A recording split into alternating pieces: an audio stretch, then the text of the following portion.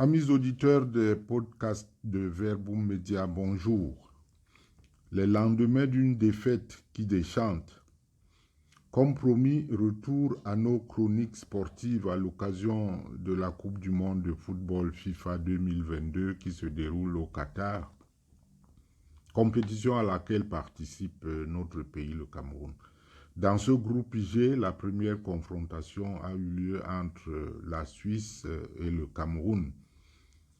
Nous avons été défaits à 0 but contre 1 pour la Suisse. But marqué par le Suisse Mbolo Brel. Presque anonyme, jusque-là, ce garçon est devenu le diable noir de son pays d'origine. Pour lire ce match, nous avons joint au téléphone notre consultant habituel, Charles Luanga, depuis Patrica en Italie. Bonjour Charles. Bonjour à vos auditeurs. Eh bien, comment vas-tu en ce lendemain de défaite, toi en tant qu'ancien lion indomptable du Cameroun? Il faut déjà savoir que la Coupe du Monde, c'est un événement qui regroupe les meilleures nations de football du monde. Et quand une équipe comme le Cameroun se représente pour une 8e fois, il faut dire que c'est une grande nation de football. C'est ça même. Et jouant contre la Suisse, il est bien vrai qu'ils sont 15e dans le classement mondial de la FIFA et nous sommes 43e, mais généralement le classement de la FIFA n'influence pas. Et dans le jeu, nous avons eu espoir avant le match que le Cameroun allait faire mieux. Mais pour répondre à ta question, je suis déçu comme tous les Camerounais, à vrai dire. Voilà, mais oui, nous sommes déçus. Maintenant, ce qu'il y a lieu de faire, bon, c'est pas toi l'entraîneur, le manager de l'équipe, mais ce qu'il y a lieu de faire maintenant, c'est de faire converger toutes nos voix pour que la suite se passe bien. Effectivement, converger les voix, c'est bien, mais quand on regarde notre poule, il est bien vrai que tout peut arriver dans le monde du football. Hein? Au cours d'un match, tout peut arriver. Mais quand on regarde notre poule, on se dit que pour nous, la Suisse était entre guillemets prenable. Dès l'instant où on a loupé la confrontation contre la Suisse, ça devient un peu difficile pour nous. Parce que avoir l'équipe de la Serbie, avoir leur engagement, avoir leur physique, avoir leur mode de construire le football, ça sera difficile et vraiment difficile pour nous. Bon, ben, nous avons quand même observé que la première mi-temps a montré une équipe du Cameroun tout à fait différente de l'équipe de la seconde mi-temps. Et nous, on se demande, hein, quand je dis nous, je parle de nous qui ne sommes pas des professionnels, on se demande s'il n'y a pas eu quelque chose au vestiaire pendant la mi-temps. Quelle lecture fais-tu de ce match? Nous avons abordé très bien le match. En première mi-temps, nous avons poussé jusqu'au bout. Et le problème, c'est la concentration parce que après la première mi-temps, on a cru que le match était déjà facile. Et nous sommes restés au vestiaire jusqu'à la fin du match. Rester au vestiaire, ça veut dire que nous avons perdu la concentration. Et sachant que le match se joue en 90 minutes, dès l'instant où tu joues 45 minutes, tu te crois déjà supérieur, tu crois que tout est déjà facile pour toi, tu perds la concentration et le match se retourne. Mais c'est quand même des professionnels qui ont joué. Et tous, ils sont habitués à ces compétitions de haut niveau. Ils savent qu'on ne peut pas perdre la concentration parce qu'on se fait l'illusion d'être au-dessus de l'adversaire. Surtout quand on est à 0 but partout. Oui, ils sont des professionnels, mais ils restent des humains quand même. Le fait d'être professionnel ne veut pas dire que tu ne peux pas perdre la concentration à un moment.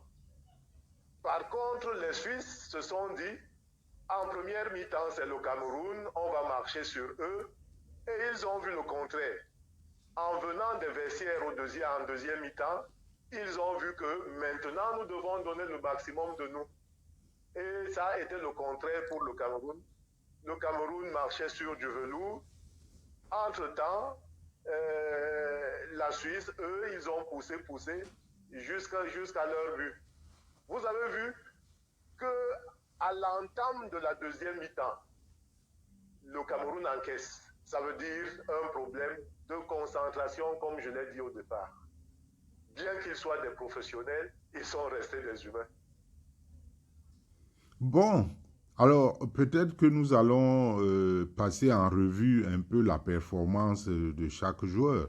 Parce que pour la plupart des spectateurs, des téléspectateurs camerounais, nous ne comprenons pas que quelqu'un qui joue au poste de Gerd Müller en Allemagne, hein, tu te rappelles, il fut ballon d'or Bien sûr, je mondial, me rappelle. meilleur buteur, etc. Le meilleur buteur allemand de l'époque. Oui, nous ne Et pouvions jamais jusqu'alors, il imaginer, reste parmi les nous ne meilleurs. pouvions jamais imaginer un Camerounais jouant à ce poste-là. Et voilà un Camerounais qui joue à ce poste et qui est meilleur buteur du championnat allemand à l'étape actuelle. Il sort du stade comme une poule mouillée. Il n'a pas montré une vélocité particulière. Il n'a pas inquiété même le gardien de but. Qu'est-ce qui peut bien s'être passé? Et notre champion habituel qui a pris sa place Non, non plus. votre lecture du match n'est pas, disons, n'est pas authentique. Parce que dire comme une poule mouillée parce qu'il n'a pas marqué, non. Oui. Mais le vrai des vrais, c'est que en deuxième mi-temps, c'est le gardien de but du Cameroun qui est le meilleur passeur. Comment cela peut-il s'expliquer qu'un gardien de but devienne le meilleur passeur de l'équipe? Dès l'instant où un avant-centre ne reçoit pas, il faut un porteur d'eau pour une équipe. C'est ce qui manque au Cameroun. Quelqu'un capable de faire une action éclatante pour faire jouer son avant-centre. Dès l'instant qu'il manque ce porteur d'eau, vraiment, ça sera difficile pour lui d'arriver comme Gerd Müller, comme tu as dit tout à l'heure. Donc, peut-être qu'on va aller joueur par joueur, hein, selon ta lecture. Pour toi, le gardien de but qui a encaissé un but que nous trouvons bête, pour toi, il aurait été le meilleur de notre partie alors? Mais justement, c'est de ça qu'il s'agit. Comme quelqu'un l'a dit, c'est de ça qu'il s'agit. Lui a été le meilleur. Quand nous regardons l'action du but, les déplacements des défenseurs qui ne communiquent pas entre eux, des défenseurs qui ne savent pas regarder le ballon et le joueur. Un joueur, l'avant-centre, qui se trouve seul à 10 mètres du gardien de but, c'est impensable pour une défense organisée. Donc, allant joueur poste par poste, je trouve que le gardien de but a été meilleur au cours de ce match. Pour donner une note, moi je vais noter sur 10, je lui donne 7 sur 10. Oui. Je continue poste par poste. Oui. Alors, la défense en général a fait une première mi-temps assez bonne. J'allais même dire bonne, parce qu'il n'y a pas eu d'action éclatante pour le gardien de but. il est bien vrai que au niveau des corners, il manque encore de réactivité. Il manque de réactivité pour la défense parce qu'ils ont eu à jouer 2 fois le ballon de la tête et on a eu cette chance. Mais pour les noter, j'ai vu Faye, qui était externe droit, qui a joué malgré les centres qui dépassaient le deuxième poteau. Je peux lui donner 6. Donc c'est une assez bonne note pour une équipe qui a perdu. Maintenant, si on vient dans l'axe central. Nkulu. J'ai vu Nkulu. Vraiment. C'est pas qu'il a fait un mauvais match. Hein? Il n'a pas fait un mauvais match, mais il a été un peu léger quelquefois. Quand je dis léger dans la lecture du jeu, le but qu'on encaisse, il a manqué de lecture. Parce qu'il va pour couvrir le premier poteau, alors que le premier poteau revient au gardien de but en ce moment-là. Et il a laissé son joueur qu'il marquait. Donc vraiment, c'est une faute tellement grave Une pour faute un lourde. défenseur. Je lui donne 5 sur 20, 5 sur 10. Maintenant, pour Castelletto a eu un engagement franc. En deuxième mi-temps, il a sauvé des actions. Mais lui aussi, dans ce but, quand tu vois que ton compère de la zone défensive attaque le premier poteau, toi tu couvres le milieu. Donc lui aussi, il pouvait bien jouer ce rôle-là. Mais je lui donne 5,5. De l'autre côté, Nuhu Tolo,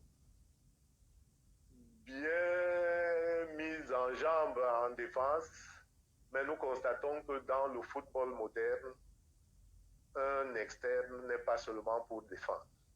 Un externe monte pour participer avec son équipe à l'attaque. Dès l'instant où tu ne joues pas ce rôle, moi je ne peux pas bien te noter. Je lui donne 4. Maintenant, au niveau du milieu de terrain, c'est le milieu de terrain qui est la base même d'une équipe de football.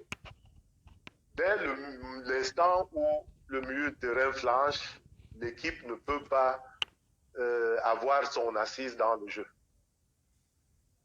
Donc, celui qui a joué devant la défense, Umguet a été quelquefois transparent.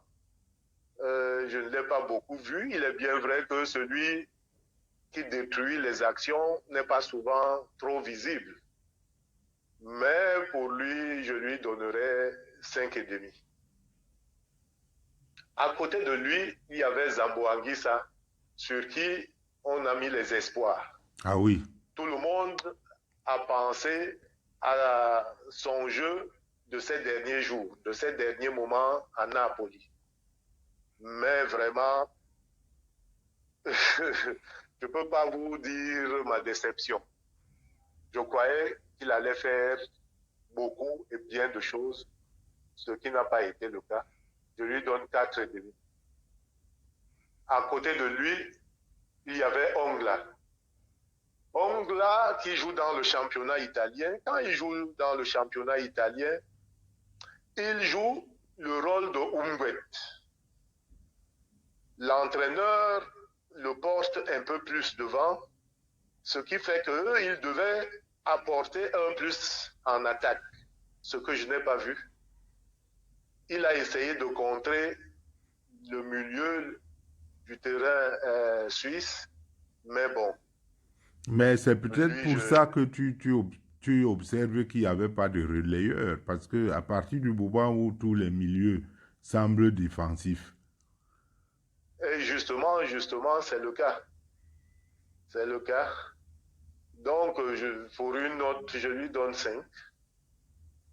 Et maintenant, on monte en attaque. Quand on passe l'interview à Yakin, Yakin, c'est l'entraîneur suisse.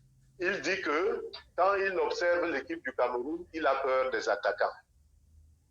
Donc, il a peur de l'attaque camerounaise. Et nous aussi, on avait espoir des attaquants camerounais. J'ai été vraiment, vraiment déçu. Déçu de par la performance de ceux qui nous ont habitués à performer. Je parle de Toko Ekambi, qui a été carrément transparent durant tout le match. Il a eu des actions d'éclat où il pouvait encore faire mieux, mais j'ai vu qu'il manque, je ne parle même pas de cohésion, parce que là, ce n'est pas la cohésion, là, c'est quelqu'un qui ne veut pas partager son gâteau. Quand tu vois que celui qui est à côté de toi a faim, donne-lui, partage. C'est ce qui a manqué à Toko Ekambi. Oui. Donne le ballon à Choupo-Moting et on n'en parle plus. Il voulait aussi faire son action, qu'on dise qu'il a marqué, je ne sais pas, peut-être, ou bien il n'a pas eu la possibilité. Mais voyant du dehors, nous, on sait qu'il avait pouvait faire mieux. Il pouvait faire mieux. Donc lui, alors c'est grave. La note, c'est 3. Mbeumo. J'ai également porté beaucoup d'espoir sur lui comme Zambo Anguissa. Mais il a essayé de percuter en première mi-temps. Mais j'ai eu l'impression où on lui a donné des consignes ou pas. Mais pour marquer un but, il faut tirer au goal. Il a eu des possibilités de tir au moins 2 fois, 3 fois, il ne l'a pas fait. Il rentrait la balle en arrière. Oui, justement. Tu as vu comme moi. Et déjà, je crois que tout le monde l'a vu. Parce que pour un externe droit, gaucher, tu es percutant, tu attaques le défenseur. Il sait que tu vas crocheter.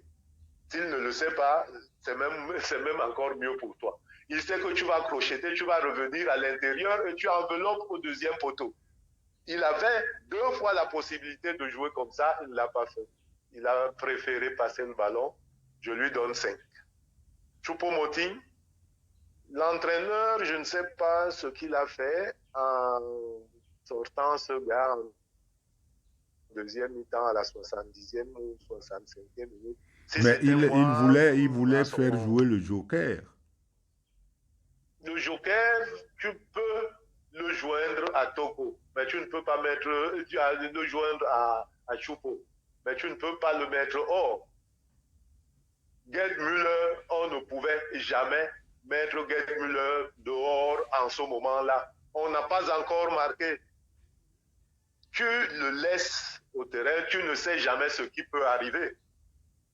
Mieux, ton joker, tu le mets à côté de lui, au lieu de le mettre dehors. Mais malgré ça, je vois quand même qu'il a bien percuté. Il aurait fallu qu'il ait des ballons pour qu'il joue. Mais il a cherché, il n'a pas pu.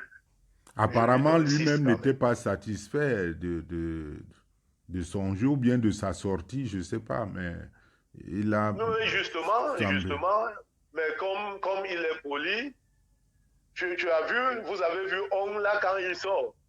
On vient lui dire que courage, courage, il dit ne me touchez même pas. Il est fâché. Non, on ne manifeste pas comme ça. Je sais que tu dois manifester à l'intérieur de toi-même que tu n'es pas fier qu'on te sorte, mais tu ne fais pas une action éclatante comme ça pour montrer ta désapprobation devant les entraîneurs, devant tout le public. Par contre, Choupo-Moting, il n'était pas content du fait qu'il sorte, mais il ne l'a pas manifesté. Voilà le professionnel. Oui. Et Aboubacar, donc, alors non. Moi, je ne peux pas classer les autres. Hein. Ils sont hors classement. Hors classement. Ils sont hors classement. Parce que si je me mets à les noter, on risque de dire que j'avais un problème contre eux. Mieux, je ne les note pas. Ok, mais alors, rendu à cette étape, euh, toi, à toi, entraîneur, essayons de jouer, tu abordes le Oui, prochain match comment? le prochain match sera difficile. Quand tu regardes une équipe de la Serbie, euh, dans les préparations de la Coupe du Monde, ils ont affronté certaines équipes où ils donnaient 4-0, 3-0, 5-1. Et quand ils ont joué leur match contre le Portugal, ils ont mis le Portugal au barrage. C'est eux qui mettent le Portugal au barrage. Ça veut dire que c'est une équipe à prendre très, très au sérieux. Et je vous assure que ça sera très difficile pour le Cameroun. Difficile déjà au niveau physique. Ils ont au moins 7 joueurs qui ont chacun 1,90 m. 7 joueurs qui ont 1,90 m. Deux avant-centres qui ont 1,94 m. Alors La là, défense centrale. La défense centrale qui a 1,95 m. Et voilà, déjà au niveau des corners, au niveau oui, des oui, centres, le jeu de comment on tête, va les contrer? ça va être difficile.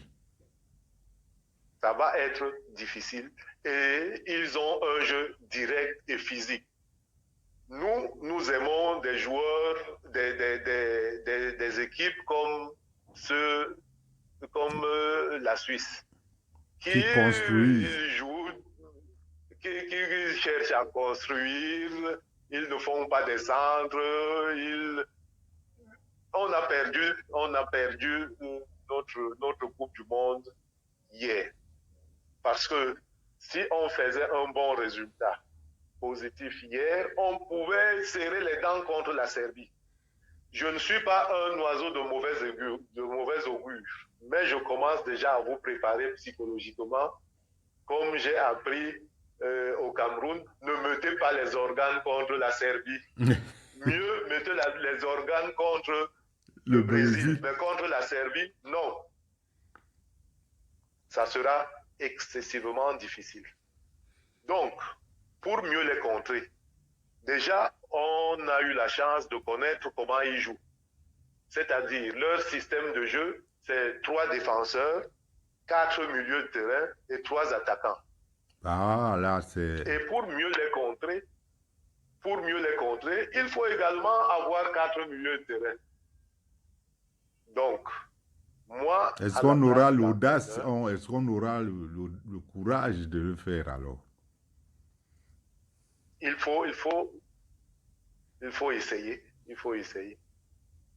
Il faut le faire. Je disais tantôt que moi, à la place de l'entraîneur, je joue avec 4 défenseurs, 4 milieux de terrain et 2 attaquants. 4-4-2. Il est bien vrai, 4-4-2. Les systèmes évoluent, mais c'est chaque entraîneur qui met son équipe en fonction de l'adversaire. C'est pas parce que c'est un vieux système qu'on va dire que non, on ne joue pas comme ça parce que c'est vieux, c'est ridicule. Non. Si nous mettons nos 3 milieux de terrain comme on fait toujours là, ça sera vraiment difficile pour nous. D'accord. Au vu de la vivacité de leurs joueurs, de la technicité, du physique même, ça sera difficile pour l'équipe du Cameroun. D'accord. Pour le moment, il nous reste à croiser les doigts. Je ne pense pas que... Il est bien vrai que dans le football, il ne faut pas aller en disant que nous n'allons pas faire grand-chose. Mais dans la logique, parce que le football est très, très délicat, vous entrez directement là, un carton rouge à l'équipe adverse, ou bien, on ne sait pas, une mauvaise manœuvre, penalty ou quelque chose de ce genre. Ça arrive. Mais quand je regarde dans l'ensemble, il faut vraiment croiser les doigts comme tu l'as dit. Bien, merci Charles. Merci Charles Luanga parce que ta lecture, moi ce qui m'a le plus marqué, c'est la fin quand tu nous conseilles de ne pas mettre les organes contre la Serbie. Je dis, bon, notre manière de supporter l'équipe du Cameroun est extrêmement passionnelle. Et donc Oui, peut-être que c'est ce que je il constate. faut que nous mettions un peu de raison dans tout cela, que nous voyons que l'équipe est en pleine construction Hmm. et l'ambition du président Samuel Eto'o était bien un rêve. Hein. Lui-même, il a dit, on ne peut pas nous interdire Je me de rappelle, rêver. il disait, ne me défendez pas au point de rêver. Voilà. C'était vraiment un rêve. Mais Mais nous pouvons quand même sauver l'honneur. Donc, il n'est pas tard, n'est-ce pas, comme le demande souvent l'entraîneur, le sélectionneur Rigobert Song, il faut prier. Lui, il fait ce qu'il peut faire techniquement. Il demande au peuple camerounais de porter cette action dans la prière. Alors, je sais quand même une chose, je sais quand même une chose, c'est que le Cameroun n'est pas, quand je parle du Cameroun, je parle des supporters. Ils ne sont pas là-bas d'un seul cœur pour supporter les Lions comme on les supportait avant. Je ne sais pas, c'est pas parce qu'on a laissé un joueur que tu supportais que tu aurais aimé voir dans l'effectif que tu vas souhaiter la débâcle ou bien la défaite de l'équipe. Ce que je peux conseiller là maintenant, là c'est pour les supporters, d'unir nos cœurs pour supporter cette équipe. Parce que c'est l'équipe des Lions, c'est l'équipe du Cameroun, c'est pas l'équipe de la FECAFOOT. voilà, merci, merci encore Charles. Amis auditeurs, nous arrivons au bout de cette chronique un peu laborieuse par son enregistrement de plein air, mais tout cela contribue à l'ambiance footballistique. Pour vous qui nous découvrez seulement maintenant, n'oubliez pas de cliquer sur s'abonner. C'est la seule manière pour vous de nous aider. Un like et peut-être un commentaire, pourquoi pas. Merci, merci à vous tous et à la prochaine.